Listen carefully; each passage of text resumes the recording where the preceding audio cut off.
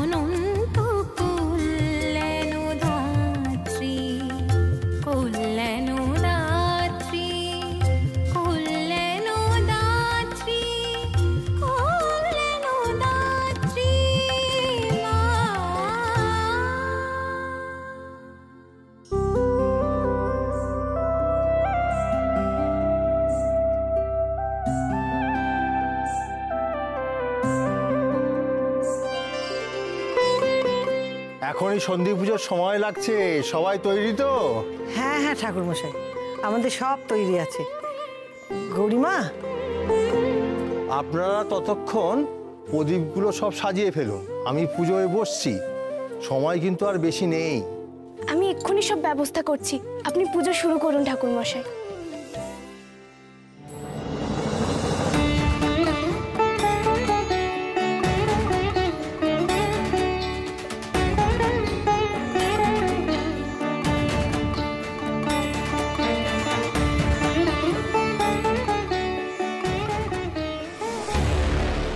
আজ সন্ধি পুজোয় 108টা প্রদীপও জ্বলবে না, সন্ধি পুজোও হবে না। কাল থেকে তুমি কোনো ঝামেলা করো, আমার কথাটা শুনে ভালোই করেছো। তুমি কিছু বলবে আর আমি শুনবো না, সেটা কখনো হতে পারে বাবা? এমন কোনো আগুন নিয়ে খেলা করার চেষ্টা করো না যাতে তোমার নিজের হাতটাই জ্বলে পড়ে যেতে পারে।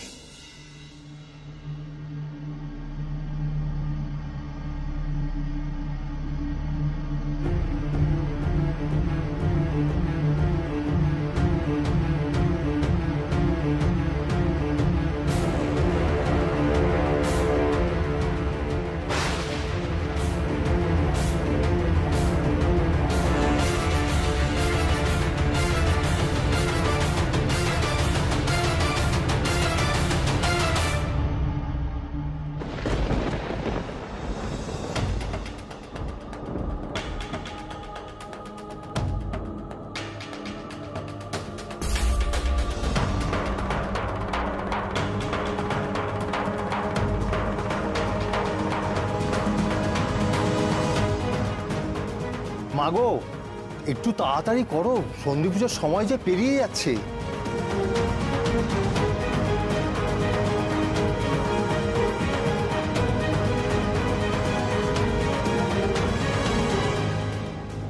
এ কি গৌরী প্রদীপ জ্বালাতে পারছে না কেন? সন্ধি পুজোর সময় এমন তো হওয়া উচিত নয়।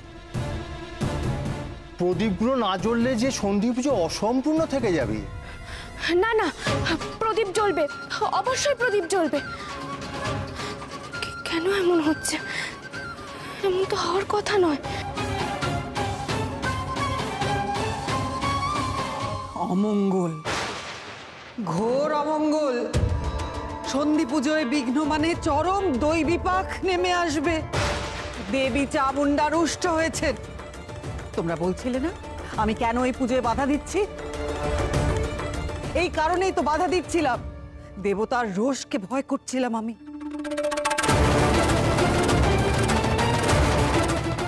আমার ইন্দ্রিয় আমাকে আগে থেকেই সতর্ক করছিল। প্রতিদিন কোনো না কোনো বাধা পড়ছিল, তোমরা তো জানো, কিন্তু তোমরা গ্রাহ্য করনি। এবার কি হবে? চরম সর্বনাশ হবে। কি তাই তো বাবা? এটা কি হচ্ছে মা? কেন এমন হচ্ছে? ও মা, আমার সাথে এরকম কেন করছো গো? আমি কি দোষ করেছি? কেন প্রদীপ জ্বলছে না? সময় তো শেষ হতে চললো, কি হবে এবার? সত্যি এটা বড় অদ্ভুত ব্যাপার। একটা প্রদীপ জ্বলছে না, এটা কি করে সম্ভব? তেল সলতে সবই তো দেওয়া আছে।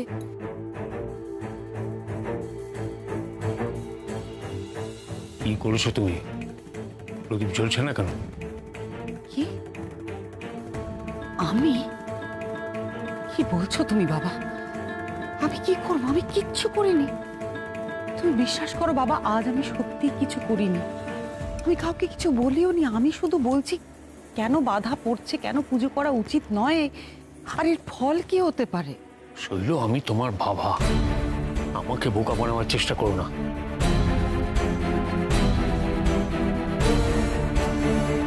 হবে না, হবে না। তোমরা যতই চেষ্টা করো না কেন, কোনো প্রদীপ তোমরা জ্বালাতে পারবে না।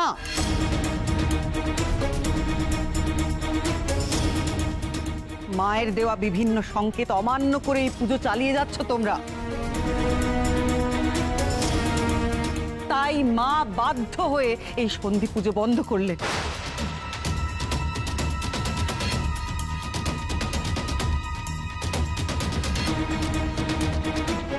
তোমরা মায়ের ইচ্ছের বিরুদ্ধে পুজো করেছো তো, এবার দেখো মা কুপিতা হলে তার ফল কি হতে পারে। এবার দেখো উনি কি করেন, এবার শুধু দেখো।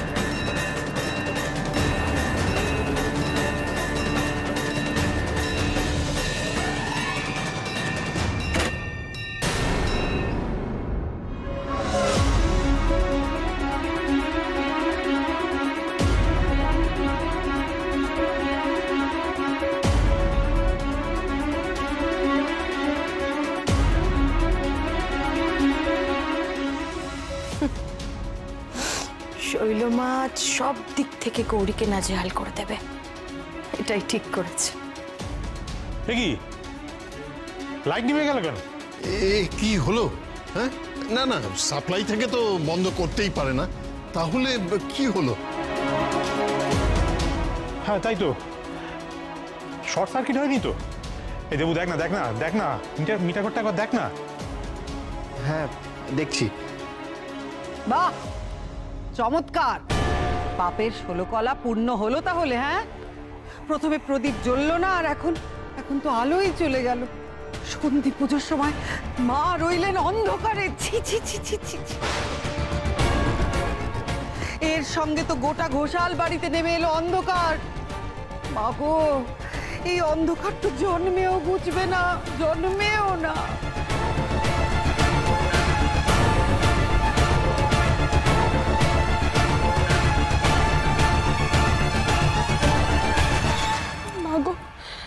মাগো আমি জানি তুমি কখনো এটা চাও না, কখনো চাও না যে এই পুজো বন্ধ হোক।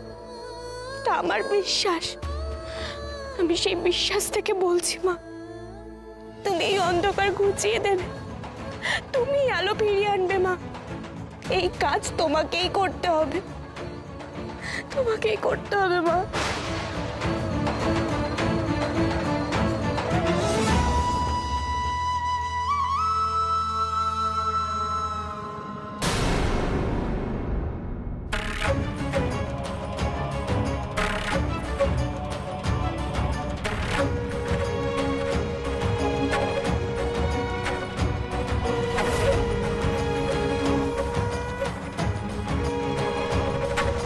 व्याघ्रचर्मम्बराधारे खड्गकर्त्री करे धरे कपालेन्दि भरे वामे कालिकाभ्यै नमस्तुते नीलोत्पलजटाधारे सिन्दूरेन्दुमुखोदये सुरद्भक्त्रष्टदोषणे कालिकाभ्यै नमस्तुते कालिकाभ्यै नमस्तुते कालिकाभ्यै नमस्तुते।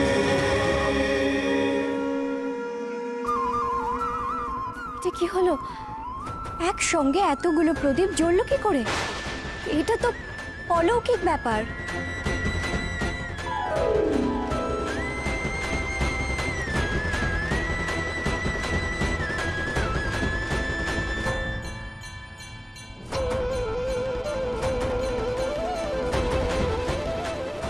সবই মায়ের লীলা।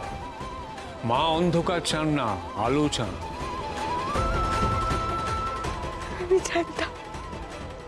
আমি জানতাম মা তুমি কি চাও,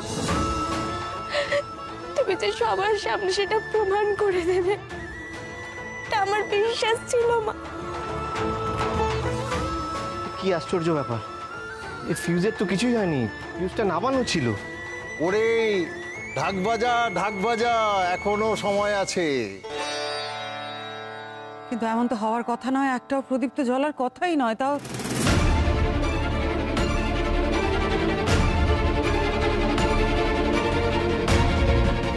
কেন শৈলমা, কেন চলতো না প্রদীপ? সর্বনাশ, এবার যদি জানাজানি হয়ে যায় যে আমি ওই তেলে জল মিশিয়েছি, আমি মেন সুইচ নামিয়ে দিয়েছি, তাহলে তো আরো কেলেঙ্কারি হয়ে যাবে। ওরে বাবা, শৈলমা না আবার আমার ঘাড়ে সমস্ত দোষ চাপিয়ে দিয়ে নিজের সাধু সেজে যায়। আহা, যা হবার তা হয়ে গেছে, আলো তো ফিরে এসছে। পুরোহিত মশাই, আপনি পুজো শুরু করুন।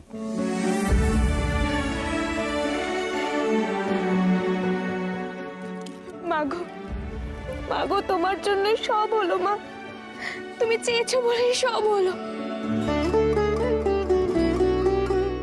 শাস্ত্রে বলে সন্ধি পুজোর সময় দেবীর মৃন্ময়ী মূর্তিতে প্রাণ সঞ্চার হয়, তখন দেবী চিন্ময়ী রূপে মৃন্ময়ী মূর্তিতে অবস্থান করেন। দেবী তখন জাগ্রতা হন। এ অতি মহেন্দ্রক্ষণ। সকাল সকাল বেরিয়ে যাচ্ছিলাম বলে মুখ চুন করেছিল। তাড়াতাড়ি যখন ফিরতে পেরেছি একবার দেখা করেই যাই। নিশ্চয় এখন মন্দিরেই থাকবে।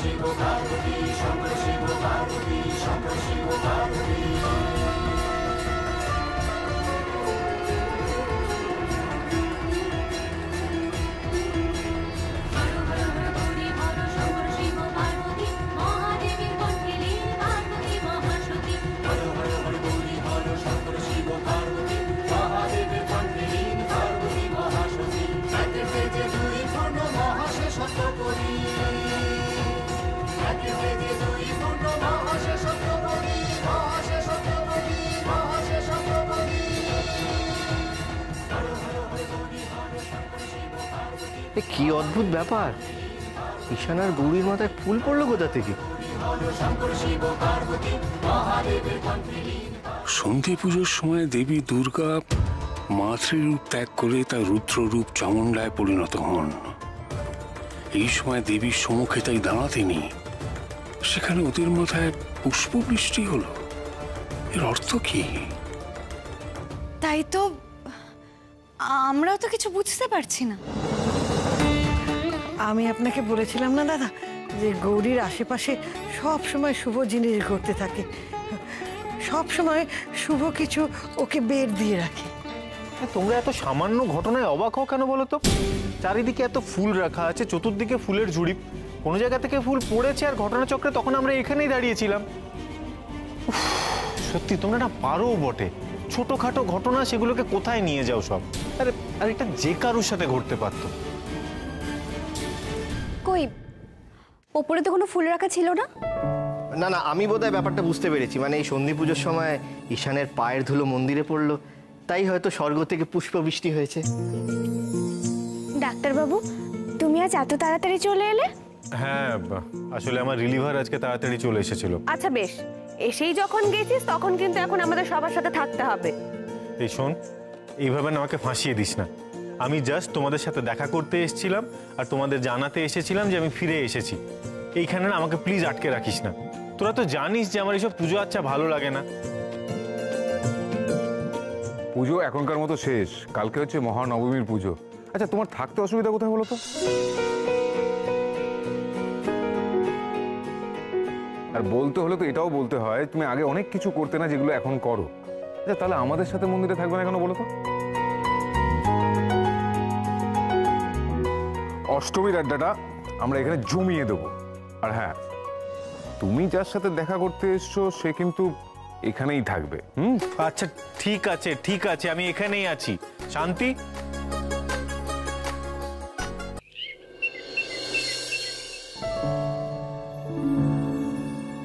মুক্তা দিদি, কাল রাতে কেমন মজা হলো বলো? ও মুক্তা দিদি, তুমি সারাক্ষণ এভাবে আছো কেন বলো তো? একটু হাসো না। কতদিন হলো তোমার মুখে সেই প্রাণ খোলা হাসিটা দেখতে পাইনি। আর কতদিন এভাবে মন খারাপ করে বসে থাকবে? এই মুক্তা, তুই কেন এখন ওই ঘটনাটা ভুলতে পারছিস না বলতো? এইভাবে কতদিন ওটা ধরে বসে থাকবি তুই? ছাড় না। তোরাই বা এক কথা কেন বারবার বলছিস বলতো? ঘটনাটা ভুলতে চাইলে তো ভুলে যাওয়াটা এত সহজ নয়, তাই না? ছায়ার মতন আমাকে আরো আঁকড়ে ধরছে ঘটনাটা। মা ঘুমটাকালী কথা তো আপনাকে সবই বললাম। মা এখানে দীর্ঘদিন ধরে অধিষ্ঠান করছেন। আমাদের মা খুব জাগ্রত, জানেন তো। আর এই হচ্ছেন আমাদের মা দেবী দুর্গা। এই প্রথমবার উনি এ বাড়িতে এসছেন। মানে উনি নিজেই ইচ্ছা প্রকাশ করেছিলেন যে উনি নতুন রূপে এই বাড়িতে অধিষ্ঠান করতে চান। কি জানেন, আমাকে এই স্বপ্নটা দিয়েছিলেন। মানে এটা স্বপ্নাদিষ্ট পুজো। আর আমাদের বাড়ি পুজো মানে বুঝতেই পারছেন যে একেবারে নিখুঁতভাবে শাস্ত্র মেনে সবকিছু হচ্ছে। বাড়ির সবাই পুজোর কাজে হাত লাগিয়েছে। হ্যাঁ, এবারে আপনাদের বাড়ির লোক হাত লাগিয়েই পুজোটা করছেন। তা পরের বারে কি আরো ভালো করে বড় করে হবে নাকি? সেটা কি হয়, মায়ের ইচ্ছে, তখন দেখা যাবে। আমরা তো চাই যে ভক্তরা আসুন, আমাদের এই পুজোর আনন্দের সঙ্গে মিশে যান। বাকিটা মায়ের ইচ্ছে। আচ্ছা ঘোষাল মশাই, আপনাকে পুজোর বাইরে একটা প্রশ্ন করব। কিছুদিন আগে একটা খবর হয়েছিল আপনাদের বাড়ির মেয়েকে নাকি কিছু ছেলে তুলে নিয়ে গেছিল।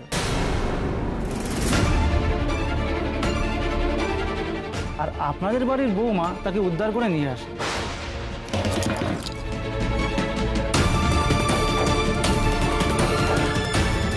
সেদিন ঠিক কি ঘটেছিল বলতে পারবেন?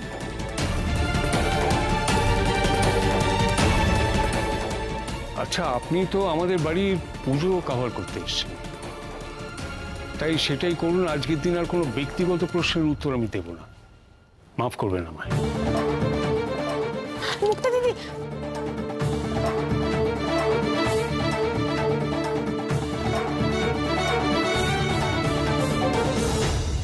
আমি কেন সেদিনকে যে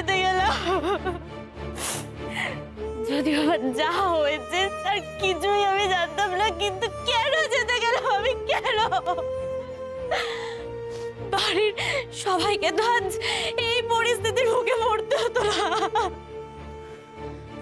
মুক্তা দিদি, ও মুক্তা দিদি, বলছি দরজাটা একবার খোলো না গো। তুমি আর কেঁদো না, আমি তোমার পায়ে পড়ি, দরজাটা খোলো একবার। গৌরী, গৌরী তুমি চলে যাও। আমি কিন্তু তোমাকে বলেছিলাম আমি কারোর সামনে যাব না, আমি কিন্তু তোমাকে না বলেছিলাম, তুমি তারপরও কেন আমাকে নিয়ে গেলে সবার সামনে? আজ এই পুজোর আনন্দটা আমি সবার নষ্ট করে দিলাম, সবার মুখ থেকে আমি হাসি কেড়ে নিলাম। এই যা কিছু হচ্ছে সব আমার জন্য। তোমার কোনো দোষ নেই গো মুক্তা দিদি, তুমি একটাবার শুধু দরজাটা খোলো। তুমি যতই যাই বলো না কেন, আমি আমার এই পোড়া মুখ আর কাউকে দেখাতে পারবো না। আমি বেরোবো না, তুমি চলে যাও। গৌরী, ওকে আর ডাকিস না মা, ওকে একটু একা থাকতে দে। একা একা ও কেঁদে একটু হালকা হোক। চল এখান থেকে আমরা যাই। কিন্তু ছোট ঠাম্মি, মুক্তা দিদির তো কোনো দোষ নেই। দোষ না থাকলেও আমাদের সমাজ এখনো মেয়েদেরকেই দোষী করে, তাই মুক্তা দোষ না করেও দোষী। কিন্তু ছোট ঠাম্মি, মুক্তা দিদিকে তো ওই ছেলেগুলোই অপমান করেছিল, তারা ছাড়া পেয়ে যাবে, কিন্তু মুক্তা দিদি। তুই কজনকে বোঝাবি? সারা পৃথিবীকে চেঁচিয়ে বললেও কেউ বুঝবে না, সবাই মেয়েদেরই দোষ দেয়। তাই চল এখান থেকে। এটা ঠিক না, এটা অন্যায়। না না, আমি মুক্তা দিদিকে কিছুতেই কষ্ট পেতে দেব না, এভাবে একা একা কাঁদতে দেব না আমি।